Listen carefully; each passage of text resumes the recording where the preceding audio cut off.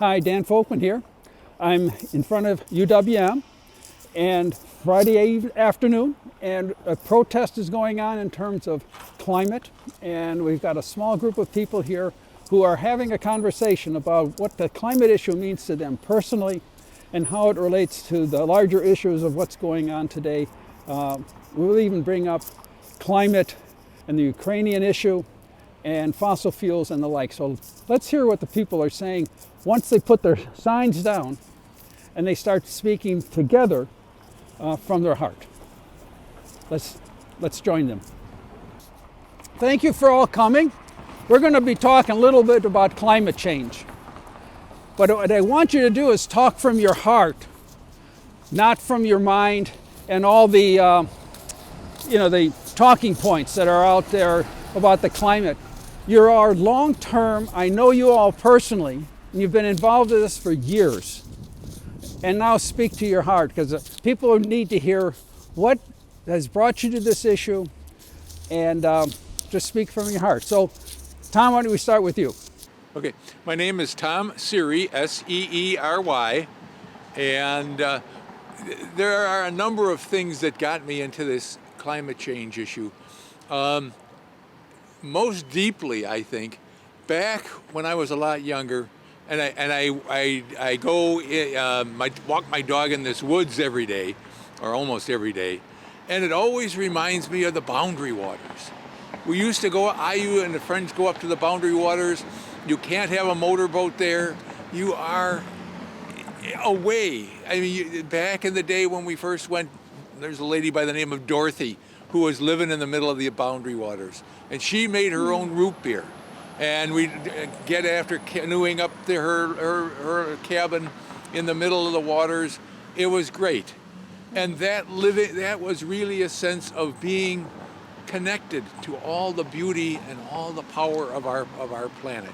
And that's my experience that I go back to when I start looking at what's happening to our planet and watching the trees get cut down and destroyed because of carbon dioxide. This gets me out there again and again to say we've got to do something about the amount that we put in. I got my solar panels on the roof. I got an all-electric car, but it's not enough. I can't do it by myself. I need people's help to get this done. I need your help to get out and to voice your concerns about what's happening to our world, what's going to happen, what is happening right now. I could go on and on. Just the latest climate report from the UN is very disturbing. Back in 2018, they said they wanted to keep, okay, I won't get into the details, so I'll pass this on. Very good. And it's from your heart, not the talking issues. Okay, I'm Carol Seary, Carol Seery, happen to be his wife. And I, too, we are connected to our planet. We depend on the water we drink. Our bodies are mainly water. And we need healthy water. We need a healthy planet. We have to have nature be living and sustainable in order to keep ourselves happy and nature happy. And it's just such a concern what's happening everywhere to see, what's happening to our insect populations, what's happening to our trees and our plants, and just the climate itself and the air we breathe and the water we drink and our rivers and streams. And so because we care about these things, we need to do what we can to change the way we're living to make it a more sustainable earth for ourselves and our future kids and those who will live after us. Good. Julie Enslow, Enslow. I was watching public television the other night, and there was a special about exploring Mars and whether or not there had ever been life on Mars. And they were finding all the components there, all the chemical components that would have provided life on that planet at one time. And I thought, oh my God, is that what Earth is going to look like someday? Because we fouled our own nest so badly that we've lost this incredible little gem of a planet to cars and electric light bulbs. I mean, it's crazy. And you think of the thousands, maybe millions of years that human beings have been on this planet. And we got along just fine without all that stuff. And in the last 150 years or so, we've just emitted so much CO2 that we're killing it all off so quickly. It just breaks your heart. And, you know, I too have really loved camping and hiking and canoeing and being out in nature. I can't go for a full year and feel like a real human being if I haven't connected with the mountains at least once, or the seaside. And I feel so privileged to live right next to Lake Michigan, where I can see that beautiful body of water every year, and it just, or every day. And it's so precious to be connected with all of that. And then you look at these kids and you think, oh my God, I'm old now. I mean, I probably have 10, 15 years left to enjoy this planet, but what about them? What about my grandkids? And it's just heartbreaking to think that we could be so self-destructive, actually suicidal. Good. Pam Richard, Richard. We talked about the heartbeat of Mother Earth and our heartbeats, and we also want to talk about the lungs of Mother Earth, which are the forests. And the boreal forest in Canada is being stripped down for oil. It's being brought down through the U.S. in pipelines. This oil is dirty. It has chemicals in it.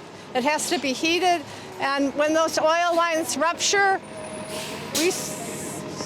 we suffer. My sign talks about Line 5, which is coming through Wisconsin. And that oil could rupture here in Michigan. 1 million gallons ruptured and fouled the Kalamazoo River. It's never really been cleaned up, and it never can be cleaned up. And this is being burned as fossil fuels, which is making too much CO2 into our environment. So it's a disaster all the way around. And my heart says we have to change this. All right, now I want to ask you, thank you so much for speaking to your heart, from your heart. But we're in the middle of this Ukraine issue.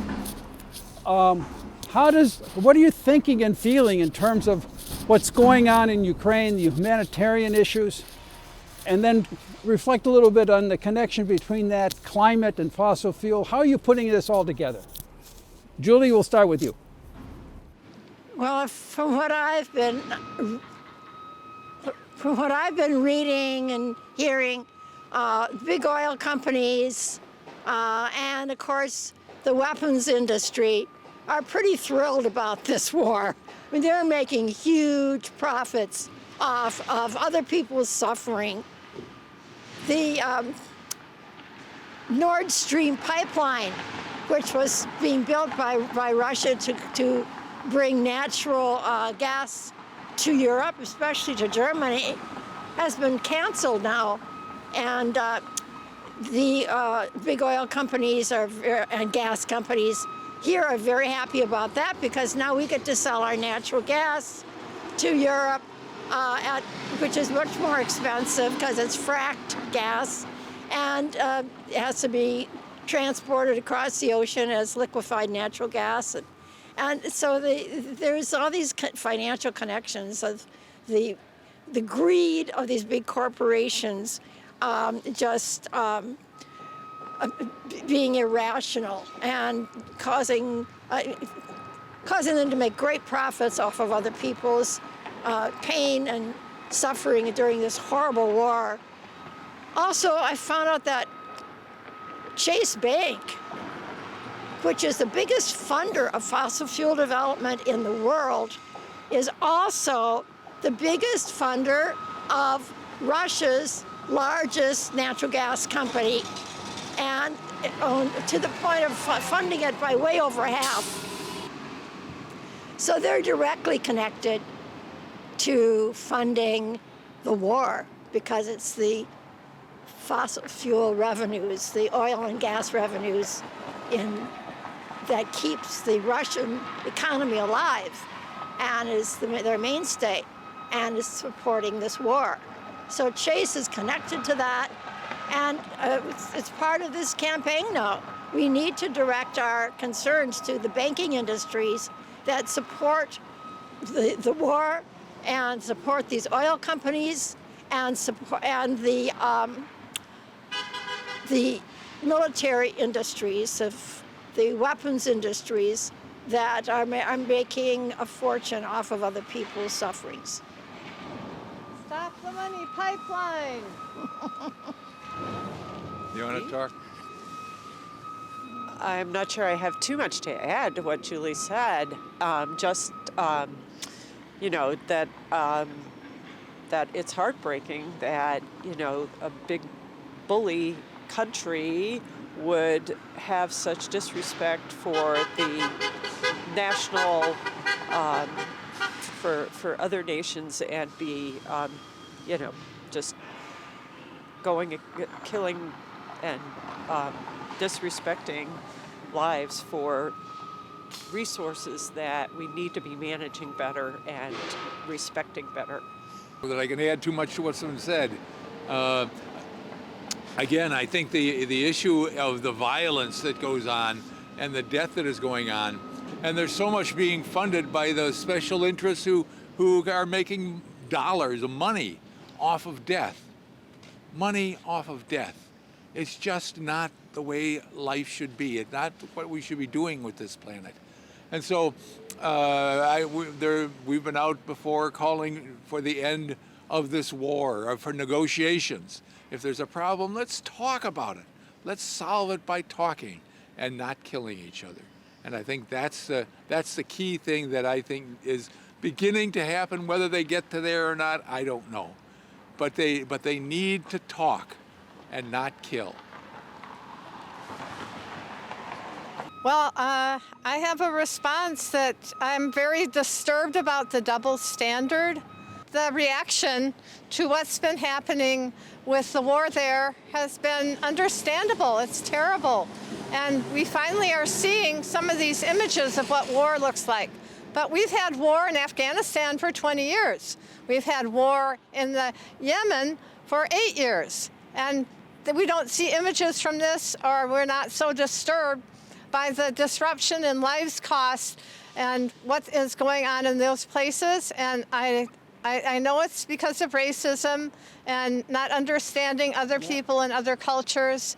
And it's very disturbing to me. And I think we need to examine that and bring it out to the open so people understand that war hurts everybody who is in a war.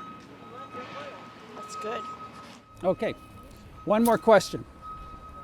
We're trying to share our thoughts and our feelings about the climate and what's going on in Ukraine, but we know that there's a large part of the population that doesn't agree with us.